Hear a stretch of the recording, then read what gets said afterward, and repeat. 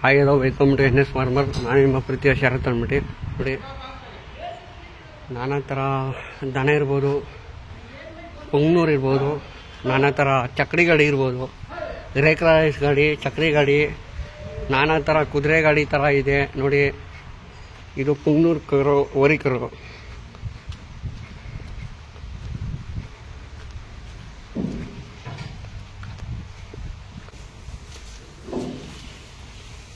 ಅಣ್ಣ ನಮಸ್ತೆ.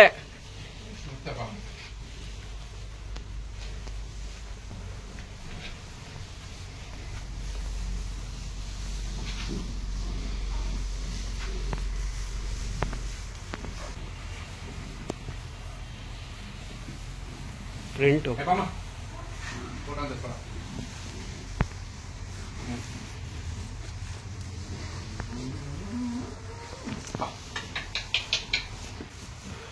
ಅಣ್ಣ ನಮಸ್ತೆ. ನೀವು ಹಿಂದಿನ ವಿಡಿಯೋದಲ್ಲಿ ನಮ್ಮ ನಾಟಿ ಊರಿ ಬಗ್ಗೆ ಮಾಹಿತಿ ಕೊಟ್ರಿ. ಹಳ್ಳಿಕಾರ ಅಂತ ಕರಿಬೇಕು, ಯಾಕಂದ್ರೆ ನಾಟಿ ಊರಿ ಅಂತ ಕರೀತಾ ಇದ್ದೀನಿ. ಯಾಕಂದ್ರೆ ಹಳ್ಳಿಕಾರ ಅಂತ ಒಂದು ಪದ ಬಾಯಿಗೆ ಬರೋಣ ಸಡನ್ ಆಗಿ, ಹಂಗಾಗಿ ನಾಟಿ ಊರಿ ಅಂತಾನೆ ನಾನು ಬೇಸ್ ಆಗ್ಬಿಟ್ಟಿದ್ದೀನಿ ಅಣ್ಣ. ಇವತ್ತು ನಾನು ನಿಮ್ಮ ಫಾರಂ ನೋಡಿ ತುಂಬಾ ಖುಷಿ ಆದೆ ಅಣ್ಣ.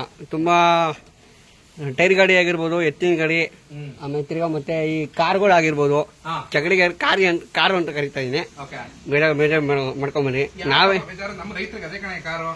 5-6 ಜನ ಎಷ್ಟೋ ಬೇಕಾದ್ರೆ ಓಡಾಡ್ತೀವಿ. ಹೌದಾ ಅಣ್ಣ, ಇವತ್ತು ನಾವು ಬನ್ನೂರ್ ಬಗ್ಗೆ ಒಂಚೂರು ಮಾಹಿತಿ ಕೊಡ್ತೀರಾ ಅಣ್ಣ? ಹೇಳಿದ್ರು ಬನ್ನೂರಲ್ಲಿ ನಿಂಗೆ ಏನ್ ಮಾಹಿತಿ ಬೇಕು ಅಣ್ಣ? ಬನ್ನೂರಲ್ಲಿ ಇವಾಗ ಮರಿ ಬಂದ್ಬಿಟ್ಟು ಲೆವೆಲ್ ಒಂದ್ ಮಟ್ಟ, ಒಂಥರ ಮಲೆನಾಡಿಗಿದ್ದು ಒಂಥರ ಮಾಂಸ ಹೆಂಗಿರುತ್ತಲ್ಲ? ಮಾಂಸ ತುಂಬಾ ರುಚಿಯಾಗಿರುತ್ತೆ. ಬನ್ನೂರು ಮಟನ್ ಅಂದ್ರೆ ನಿನಗೆ ಮಂಡ್ಯ ಕಡೆ ಎಲ್ಲ ಫೇಮಸ್, ಕೇಳಿದ್ಯಾ? ಮಳವಳ್ಳಿ, ಬನ್ನೂರು, ಬಂಡೂರು, ಬನ್ನೂರು ಅಂತ ಕಿರ್ಗಾವದಂತ ಎಲ್ಲ ಊರಿದೆ. ಹೌದು ಆ ಜಾಗದಲ್ಲಿ ಕೇಮ್ದೊಡಿ, ಕಿರ್ಗಾವಳು, ಉದಯವನ, ಕೇಮ್ದೊಡಿ, ಕಿರ್ಗಾವಳು, ಮೈಸೂರು ಸೈಡು ಎಲ್ಲ ತುಂಬಾ ಜನ ಸಾಕ್ತಾರೆ ಇದನ್ನ. ತುಂಬಾ ಚಂದ ಇದ್ರು ಮಟನ್. ಹೌದಾ ಅಣ್ಣ? ಕೆಜಿ ಎಷ್ಟು ಅಣ್ಣ? ಕೆಜಿ ಅವ್ರು 700, 800, 900 ಮಾರ್ತಾರೆ. ಬಟ್ ಆದ್ರೆ ಅದನ್ನ ಯಾವ ತರ ಅಂದ್ರೆ ನಿಮ್ಗೆ 700 ರೂಪಾಯಿ ಕೊಟ್ಟರು ಲಾಸ್ ಆಗುತ್ತೆ. ಯಾವ್ದು ಬನ್ನೂರು ಪ್ಯೂರ್ ಬನ್ನೂರು, ಬಂಡೂರ್ನ 800 ರೂಪಾಯಿ ಕೊಟ್ಟರು ಲಾಸ್ ಆಗುತ್ತೆ. 1000 ರೂಪಾಯಿ ಕೊಟ್ಟು ತಗೊಂಡೋಗೋರು ಇದಾರೆ. ಯಾವ್ದು ಮರಿ ಮಾಂಸ ಬಂಡೂರ್ನ. ಅದ್ರ ಬಗ್ಗೆ ವಿಶೇಷ ತಿಳಿದಿರೋರು, ಹಳ್ಳಿಕಾರ್ ಸಾಕಿರೋರೆಲ್ಲ ಬಂಡೂರ್ನ ಏಂತಕ್ ಸಾಕ್ತಾರೆ ಅಂದ್ರೆ ಇದೊಂಥರ ಮುದ್ದು ಮಗು ತರ ಇದು. ಹೆಂಗೆ ಅಂದ್ರೆ ನಮ್ಮ ಹಿಂದೆನೆ ಓಡಾಡ್ಕೊಂಡು, ನಮ್ಮ ಎತ್ತು ಹಿಂದೆನೆ ಓಡಾಡ್ಕೊಂಡು ಅಂತ ಅವಿನಾಭಾವ ಸಂಬಂಧ ಇವಕ್ಕೆ. ಕೌಲುಗಾರ ಮನ್ಸಿಗಾಗ್ಲಿ, ಇವತ್ತು ದನಗಳಿಗಾಗ್ಲಿ ಅವಕ್ಕೆ ಒಂಥರ ಮನ್ಸಿನ ಮಾತಾಡ್ಕೊಂಡು ಅಷ್ಟು ಅಟ್ಯಾಚ್ಮೆಂಟ್ ಆಗುತ್ತೆ ಈ ಕುರಿ, ಈ ಬನ್ನೂರು ಕುರಿಗಳು. ಇದು ನಮ್ಮಲ್ಲಿ ಇದೆಯಪ್ಪ. ನಮ್ಮ ಹತ್ರ ಒಂದು ಟಗರು, 4 ಕುರಿಗಳಿದಾವೆ. ಈ ತರ ಕಿವಿ ಏನ್ ನೀವು ಕಟ್ ಮಾಡ್ತೀರಾ? ಏನಾಗುತ್ತೆ, ಇದು ತಳಿ ಅಭಿವೃದ್ಧಿ ಮಾಡಕ್ಕೋಸ್ಕರ ಇವ್ರು ಮಾಡಿರೋದು ಇದನ್ನ. ಈ ಕಿವಿ ಕಟ್ ಮಾಡಿದಾಗ ಏನಾಗುತ್ತೆ, ಐ ಮೀನ್ ಲೈಕ್ ಈ ಬಕ್ರೀದ್ಗೆ ಇಂಥದಕ್ಕೆಲ್ಲ ಹೋಗಲ್ಲ ಅವರು, ಮುಟ್ಟಲ್ಲ ಇದಕ್ಕೆ, ಯಾವ್ದಕ್ಕೆ, ಬಕ್ರೀದ್ಗೆ. ಸೊ ಅದೊಂದು ಕಾರಣಕ್ಕೆ ಟಗರುಗಳಿಗೆ ಕಿವಿ ಕಟ್ ಮಾಡ್ತಾರೆ ಅಣ್ಣ. ಇವಾಗ ಜಾತ್ರೆ ಬಂದ್ರೆ ಎತ್ತಿನ ಮಂದಿ ಎಲ್ಲ ಅವೇ ಬಿಟ್ಕೊಳ್ಳೋದು ಬನ್ನೂರು. ಅಂದ್ರೆ ನಾಟಿ ಮರಿ ಬಿಟ್ಕೊಂಡ್ರೆ ಡೆವಲಪ್ ಆಗಲ್ವಾ? ನಾಟಿ ಮರಿ ಬಿಟ್ಕೊಂಡು ಡೆವಲಪ್ ಆಗುತ್ತೆ. ನಾಟಿ ಮರಿನ ಅದನ್ನ ಪಳಗಿಸೋ ರೀತಿ, ಆಮೇಲೆ ಇದು ತರ ಲುಕ್ ಬರಲ್ಲ. ಇದು ಕುಳ್ಳುಗೆ ಎತ್ತಿನ ಕಾಲ್ ಸಂದಿನೇ ಓಡಾಡುತ್ತೆ. ತುಂಬಾ ಖುಷಿಯಾಗಿ ಇರುತ್ತೆ. ಆಮೇಲೆ ಮನುಷ್ಯರು ಬೆವರಿಗೆ ತುಂಬಾ ಅಡ್ಜಸ್ಟ್ ಆಗುತ್ತೆ. ಇದು ನಾಟಿ ಕುರಿಗಳು ಅದರ ಅಡ್ಜಸ್ಟ್ ಆಗಲ್ಲ. ಮನುಷ್ಯರು ಬೆವರಿಗೆ ತುಂಬಾ ಚೆನ್ನಾಗಿ ಅಡ್ಜಸ್ಟ್ ಆಗಿ ತುಂಬಾ ಜೊತೆನೆ ಯಾವಾಗ್ಲೂ ಬೇಕಾದ್ರೆ ಬಂದು ಪಕ್ಕದಲ್ಲೇ ಮಲ್ಕೊಳ್ಳುತ್ತೆ. ಅಂತ ಪ್ರೀಮಿಯಂ ಕ್ವಾಲಿಟಿ ಇರೋ ಟಗರು ರೀತಿ ಇವು. ಅದರಿಂದ ಇದನ್ನ ಎಲ್ಲಾರು ಜನ ಇಷ್ಟ. ಬನ್ನೂರವರು ನಾನಾ ತರ ಬ್ರೀಡ್ ಏನಾದ್ರು ಬರುತ್ತಣ್ಣ? ಬನ್ನೂರಲ್ಲಿ ಲೈಕ್ 1-2 ತರ ಬರುತ್ತೆ.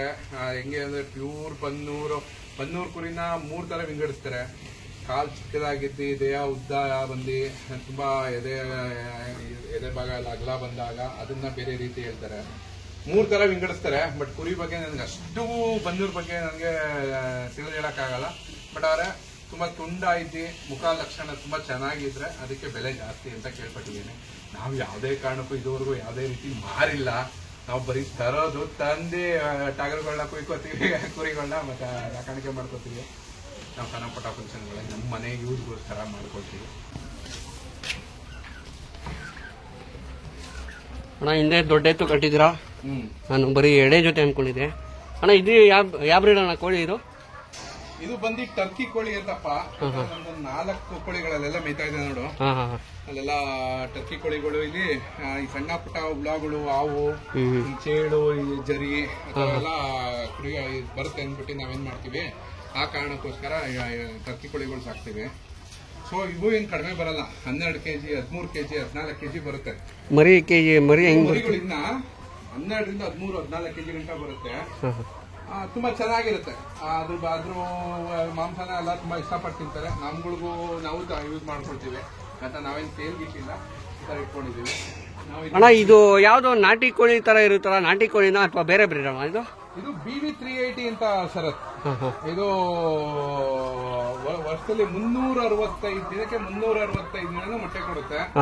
ನಾವು ಒಂದು 50 ಕೋಳಿ ಸಾಕಿದೀವಿ. ನಾವು ಒಂದು 3 ತಿಂಗಳಿಂದ ಸಾಕಿದೀನಿ. ತುಂಬಾ ಈಸಿ ಮೇಂಟೆನೆನ್ಸ್. ಲೈಕ್ ಯಾವ ತರ ಹೇಳ್ತೀನಿ ಅಂದ್ರೆ, ನಿಮ್ಗೆ ಡೈಲಿ ದಿನಕ್ಕೆ 1 ಮೊಟ್ಟೆ ಸಿಗುತ್ತೆ. ಆಮೇಲೆ ಗ್ರೇಸಿಂಗ್ ಫ್ರೀ, ಗ್ರೇಸಿಂಗ್ ಈಸಿ. ಇದಕ್ಕೆ ಯಾವ ತರ ಅಂದ್ರೆ, ನಾವು ಹೆಂಗೆ ಹೇಳಿದ್ರೆ, ನಮ್ಮಲ್ಲಿ ಕೊಬ್ಬರಿ ಹಿಂಡಿ ಯಥೇಚ್ಛವಾಗಿ ಸಿಗುತ್ತೆ ನಮ್ಗೆ. ಅದನ್ನ ಮಿಕ್ಸ್ ಮಾಡಿ ನಾವು ಫೀಡ್ಸ್ ಜೊತೆ ಕೊಡ್ತೀವಿ. ನಮ್ಗೆ ಮೇವು ಅನ್ನೋದು ಜಾಸ್ತಿ ಅಂತ ಏನು ಇದು ಬರಲ್ಲ.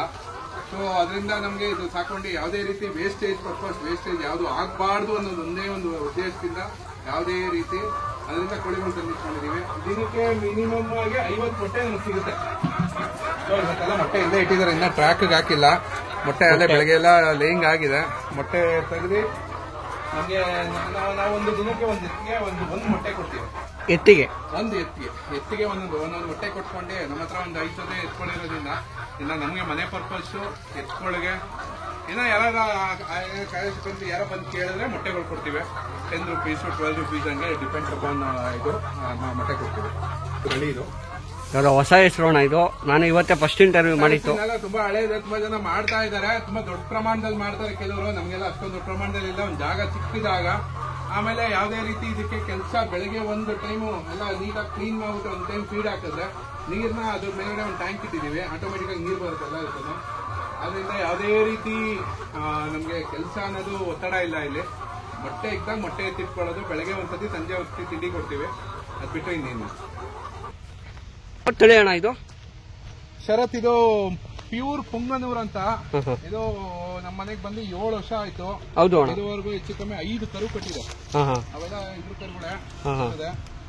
ಇದ್ರ ಹಾಲು ನನ್ನ ಮನೇಲಿ ನನ್ನ ಮಗ ಹುಟ್ಟಾಗ ತಂದಿದ್ದನ್ನ ಹಾಲ್ ಪರ್ಪಸ್ಗೋಸ್ಕರ.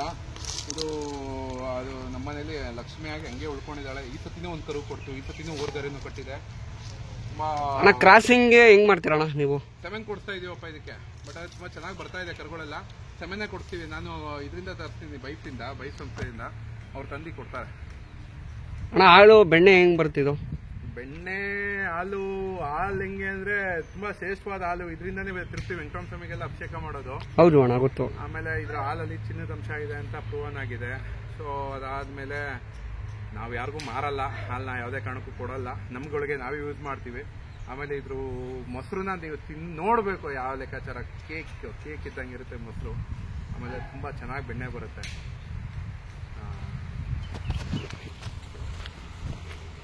ಅಣ್ಣ ಇದ್ಯಾವ್ದು ಸಿಂಗಲ್ ಎತ್ತಿದೆ, ಇದ್ರ ಬಗ್ಗೆ ಒಂಚೂರು ಮಾಹಿತಿ ಕೊಡಿ. ಗಾಣ ಹೊಡೆಯಕ್ಕೆ ಗಾಣದೆತ್ತು ಸ್ವಲ್ಪ ವೀಕ್ ಆಗಿದೆ. ತುಂಬಾ ಕೆಲಸ ಮಾಡುತ್ತೆ. ಹಂಗೆ ಪಿಕಪ್ ಆಗುತ್ತೆ, ಹಂಗೆ ಡೌನ್ ಆಗುತ್ತೆ. ಕೆಲಸ ಹೊಡೆಯೋಣ ಆಲ್ಮೋಸ್ಟ್ ಎಲ್ಲ ಹಂಗೆ ಅಣ್ಣ. ಕೆಲಸ ಎತ್ತು ತುಂಬಾ ಗಟ್ಟಿ ಎತ್ತಿದು, ತುಂಬಾ ಚೆನ್ನಾಗಿ ಕೆಲ್ಸಕ್ಕೆ ಹೋಗುತ್ತೆ. ಎಕಡೆಯಿಂದ ಕೊಂಡ್ಕೊಂಡ್ ಬಂದ್ರಿ ಅಣ್ಣ? ನಾ ಇದು ತಗೊಂಡಲ್ಲಿ ಒಂದ್ 2 ವರ್ಷ ಆಯ್ತಪ್ಪ. ಸತಿ ಜಾತ್ರೆ ತಗೊಂಡಿದ್ದು. ಅಣ್ಣ ಯಾರು ಬಂದ್ರೆ ಕೊಡ್ತೀರಾ? ಕೊಡ್ತೀವಿ. ಏನ್ ರೇಟ್ ಹೇಳ್ತಾ ಇದ್ರಿ ಅಣ್ಣ? ನಾನೊಂದು 50,000 ಕೊಡ್ತೀನಿ. 50,000 ಹೇಳ್ತಾ ಇದ್ರ?